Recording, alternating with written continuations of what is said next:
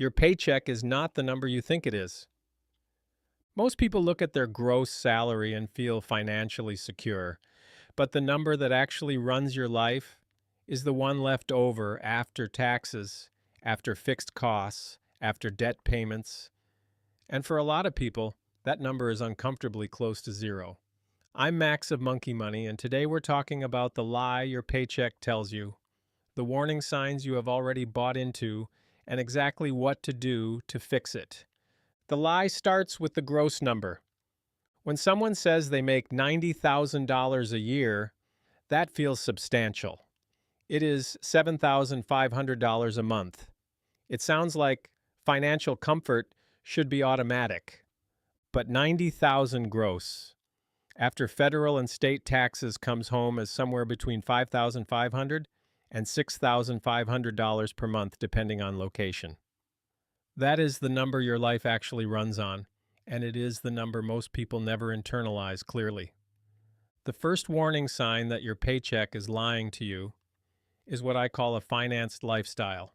A financed lifestyle is when your day-to-day life is funded by debt rather than cash flow. The car you drive is a payment. The vacation you took is on a card that is still not paid off. The furniture in your apartment was split into 18 monthly installments. Each individual debt felt manageable at the time you took it on. Together they have constructed a lifestyle that your actual cash flow cannot support without the debt scaffolding holding it up. When you strip away the financing, the lifestyle collapses. And here is what makes this so easy to miss. The lifestyle looks exactly the same whether it is funded by cash or funded by debt. Your coworkers see the car, not the payment. Your friends see the vacation photos, not the credit card statement. The second warning sign is not having a cash buffer. A cash buffer means having enough liquid savings to cover your essential expenses for at least 1 to 3 months without your paycheck. If the answer to that question is zero, if you are exactly one missed paycheck away from not covering rent, your paycheck is not building your life. It is barely maintaining it. This is the hidden fragility behind high incomes that look secure from the outside. A household earning $120,000 a year with no savings is more financially vulnerable than a household earning $60,000 a year with a $20,000 emergency fund. The income number looks better on paper. The $60,000 household has something the $120,000 household does not: options when something goes wrong. The third warning sign is spending on appearance over substance. This is the pattern of prioritizing how your financial life looks over what it actually is. The new car over the investment contribution, the upgraded apartment in the nicer neighborhood over the emergency fund, the designer item because the logo communicates something about your status that you want communicated. None of these purchases are necessarily wrong in isolation. The pattern becomes a problem when they are consistently chosen over the financial actions that actually build wealth, and when the justification is always that you will start investing after things settle down. Things do not settle down, the lifestyle just gets more expensive. The fourth warning sign is avoiding your own bank account. If you feel a physical sense of dread when you think about opening your banking app, that is a signal worth taking seriously. Financial avoidance is one of the most reliable predictors of financial stagnation because you can only optimize what you are willing to look at. I want to pause here and acknowledge that this is a real psychological pattern, not a character flaw. The avoidance is usually not about laziness, it is about anxiety. Looking at the numbers confirms a reality that feels worse than the vague optimism of not looking. But the vague optimism has a cost. Every month you do not look is a month the gap between where you are and where you want to be is widening without your awareness. Here is the best banana analogy I have for financial avoidance. It is like refusing to check how many bananas are left in your stash because you are afraid the number might be disappointing. Not checking does not preserve the bananas. It just means you will discover the shortage at the worst possible moment, when you are already hungry and out of options. Look at the number. The number is information. Information is the starting point for every decision that improves the situation. If you have made it this far, hit that like button and subscribe to Monkey Money. It genuinely helps us keep making content like this, and we really appreciate every one of you. Now let's get into what you actually do about this. The first and most important move is building a cash buffer and starting smaller than you think you need to. The standard advice is 3 to 6 months of expenses. That number is correct as a long-term target. As a starting point, it can feel so large that it becomes paralyzing. Start with $1,000. That is the first target. $1,000 does not cover a catastrophic emergency, but it covers the realistic everyday emergencies that are most likely to happen. The car repair, the medical copay, the unexpected bill that would otherwise go on a credit card. Once you have $1,000, the next target is 1 month of essential expenses, then 3 months, then 6. Each level of buffer reduces your dependence on next Friday's paycheck. And that reduction in dependence is the foundation of everything else that changes financially. The second move is stopping lifestyle inflation before it compounds. Lifestyle inflation is not something that happens to irresponsible people. It is the default human response to a raise, a new job, or an increase in income. The check gets bigger, the spending adjusts upward to match, and the margin stays thin.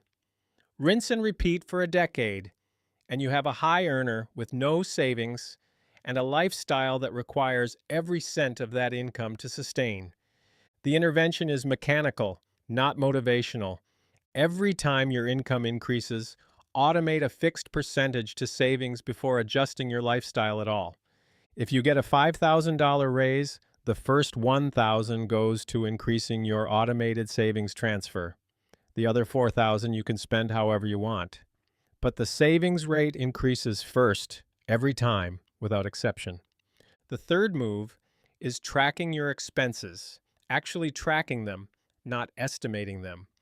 Most people who think they know where their money goes are off by 20 to 40% until they actually look at the data.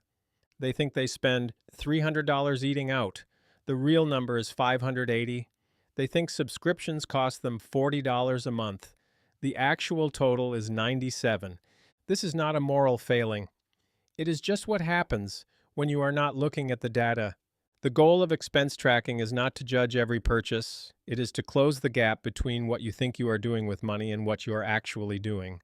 That gap, once visible, almost always motivates change without any additional intervention. People do not usually need to be told to stop spending $580 on restaurants when they thought it was $300. The number speaks for itself. Tracking does not have to be complicated. A bank statement review once a week, categorizing your spending in whatever format works for you, is enough to make the invisible visible. Once you can see where the money's going, you can make actual decisions about it. Before you can see it, you are just hoping the math works out. And hoping is not a financial strategy. The fourth move is redirecting attention from the paycheck to the balance sheet. Your paycheck is income. Income is not wealth. Wealth is what remains after you subtract everything you owe from everything you own. A person earning $150,000 a year with a negative net worth, more debt than assets, is not wealthy. They are highly leveraged. A person earning $55,000 a year with $80,000 in invested assets and no high-interest debt is building genuine wealth. The paycheck feels like the main event because it arrives regularly, and it is the number people compare when they talk about money. But the balance sheet is what actually determines your financial options in 5 years, in 10 years, and at retirement. Most people spend their entire working life optimizing their income without ever seriously optimizing their balance sheet. They chase raises, negotiate salaries, and take on extra work, then spend the additional income on lifestyle rather than assets. The income number climbs. The net worth does not follow. Building the balance sheet means putting money into things that grow and hold value. index funds, retirement accounts, paid down debt, real assets. It means not spending every dollar of income on a lifestyle that produces no residual value, where the money flows in and out each month and you end each year with the same net worth you started with. Here's the banana version of what the paycheck lie actually costs over time. Imagine two monkeys, both receiving identical banana shipments every month. The first monkey eats all the bananas immediately and makes sure his tree looks very impressive to the other monkeys. The second monkey eats a sensible portion, stores 20% of every shipment, and reinvests some of his stored bananas into banana growing infrastructure. 20 years later, the first monkey is still waiting for the next shipment. The second monkey has a banana operation that produces more than he can eat, whether or not the monthly shipment arrives. Your paycheck is the shipment. Your net worth is the operation. Which one are you building? The paycheck lie is seductive because it is comfortable. As long as the check keeps coming, the lifestyle is sustainable. The problem is that the check stopping is not the only risk. Illness, layoffs, market shifts, family emergencies, any of these can interrupt the flow at any point. The households that survive those moments are the ones that built the financial operation, not the ones that spent every shipment and called it living well. Drop a comment and tell me which warning sign hit closest to home. If this video helped you see your own paycheck differently, subscribe to Monkey Money. Every week we bring you the real financial picture behind the numbers most people are not looking at. See you next video.